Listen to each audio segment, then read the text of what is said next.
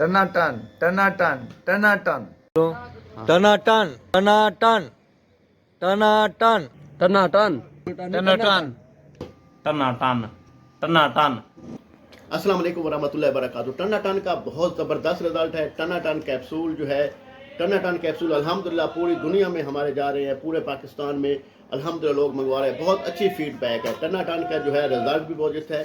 लोगों ने कहा कि टनाटन क्या है। टनाटन का मतलब है, ये देखें कि नफ्स जब कमज़ोर होता है, नफ्स जो से ढीला होता है, सही तरीके से टाइट नहीं होता, ढीलापन होता है, जैसे ऐसे लूला होता है। जब आप टनाटन कैप्सूल खाते हैं तो ये होता है टन टना टन टना टन, ऐसे हो जाएगा। ठीक है, फिर देखेंगे कि नफ फुल टाइट हो जाएगा, जैसे नफ ढीला होता है ये सीधा होगा, टना टन ऐसे टाइट हो जाएगा। ठीक है, और ढीला नहीं होगा, कमज़ोरी नहीं होगी, टाइमिंग अच्छी होगी, इंतशार फुल होगा। हम इस तरीके से नफ ढीला हो जाता है, ढीला नहीं होगा। टना टन कैप्सूल का बहुत ज़बरदस्त रिजल्ट है। अगली वीडियो तक इजाज़त दीजिए। अल्लाह ने के बाद। अस्सलाम वालेकुम वरहमतुल्लाहि वबरकातुहू। अल्लाह हाफ़िज़।